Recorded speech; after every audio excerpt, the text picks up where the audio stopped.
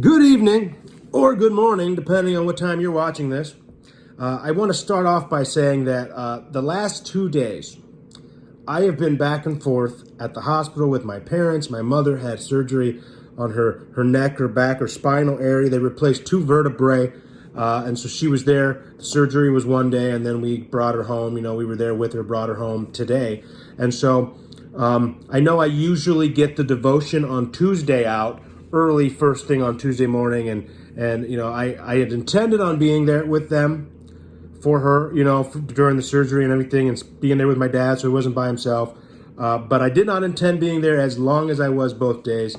And so, starting online schooling today, I'm at the hospital, literally working on homework in the room while I'm there with them. So some things got pushed backwards, and I do apologize for that. I have a thing where I like consistency, and so today I missed that. And so, again, I'm not going to walk in condemnation for that. I did read the devotion for today.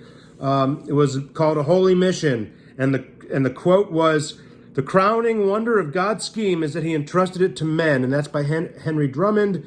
And the key verse is from Isaiah 6:8, and it says, "I heard the voice of the Lord saying, whom shall I send, and who will go for us?" And I'm not going to read Tuesdays because at this point, it's basically Wednesday. But what I will say is, if you look at that verse, that quote, and the idea of a holy mission, I feel like, I missed it, but it was more important that I was there walking it out with my parents, encouraging staff at the hospital and being with my parents mostly. So I apologize, but now I will read Wednesday's devotion to give you something for tomorrow or tonight, depending on when you watch it.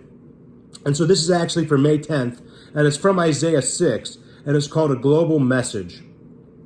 So I'm going to read this, Isaiah 6, and it says, "It was in the year King Uzziah died that I saw the Lord.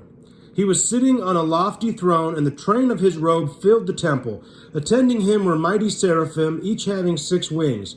With 2 wings they covered their faces, with 2 they covered their feet, and with 2 they flew. They were calling out to each other, 'Holy, holy, holy is the Lord of heaven's armies. The whole earth is filled with his glory.' Their voices shook the temple to its foundations, and the entire building was filled with smoke. Then I said, 'It's all over. I am doomed, for I am a sinful man. I have filthy lips, and I live among a people with filthy lips. Yet I have seen the King, the Lord of heaven's armies.' Then one of the seraphim flew to me with a burning coal he had taken from the altar with a pair of tongs. He touched my lips with it and said, 'See, this coal has touched your lips. Now your guilt is removed and your sins are forgiven.' Then I heard the Lord asking, 'Whom shall I send as a messenger to this people? Who will go for us?'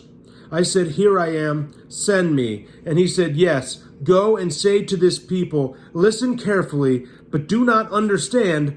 Watch closely, but learn nothing. Harden the hearts of these people, plug their ears and shut their eyes. That way they will not see with their eyes, nor hear with their ears, nor understand with their hearts, and turn to me for healing.' Then I said, 'Lord, how long will this go on?' And he replied, 'Until the towns are empty, their houses are deserted, and the whole country is a wasteland. Until the Lord has sent everyone away, and the entire land of Israel lies deserted. If even a tenth, a remnant, survive, it will be invaded again and burned. But as a terebinth or oak tree leaves a stump when it is cut down, so Israel's stump will be a holy seed.'" And so the key verse today is Isaiah 6:13, which says, "As the terebinth and oak leave stumps when they are cut down, so the holy seed will be the stump in the land." Let's just get right into this. So, not many people aspire to be a stump in the land, but according to Isaiah, it's a holy calling. Those who have heard the voice of God and responded to it are firmly planted, regardless of the judgments of the age. When God is pouring out his blessing, they are the first to flourish. When he is pouring out discipline, they are only stumps with green shoots growing out of them. Regardless of what the landscape looks like at any given moment, sensitivity to God's voice preserves us and causes us to thrive. Those rooted in the words of God have deep roots indeed. You live in a land of shallow roots, you know. That's true of any age, but especially of ours today. Absolutes of society have been uprooted. Alternative styles are now conventional, and transition in all forms is the norm, is the new norm. Transition in all forms is the new norm. Never have people been so mobile and unattached. A world searching for some constancy can hardly find any consistency. We're an exception to that. We may be mobile, upwardly, geographically, or any other way, but we who have heard the voice of God do not follow shifting trends. We are members of a remnant, a growing remnant, a flourishing remnant, a remnant that is changing the course of history. We are stumps of the highest order. We are the greenery on a desolate landscape. We may not have a message as stark as Isaiah's. In fact, as messengers of the gospel of grace, we most often do not. But we may feel as alone and rejected as he did sometimes. If that's the case today, remember the high calling of someone who has heard the voice of God. You are in an honorable position as a stump, a representative of the righteousness of God, a disciple of the true branch that offers salvation to the world. In a world needing greenery, you flourish for the sake of him who called you. And the quote today is by John R. Mott, and it says, "The awareness of a need and the capacity to meet that need, this constitutes a call." That's a lot to think about today. Being a stump, being a remnant, a holy seed in a desolate, dry place.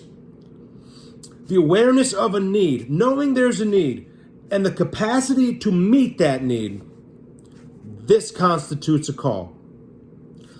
Let's think about that today or tonight, whenever you watch this. What are some things that God has called you to? You're probably quite obviously aware of the need, and the Lord will work with you to have the capacity to meet that need if he's called you to it. Something to ponder today. You guys take care. Keep praying for me. Pray for my mom. And I'll keep praying for you. God bless.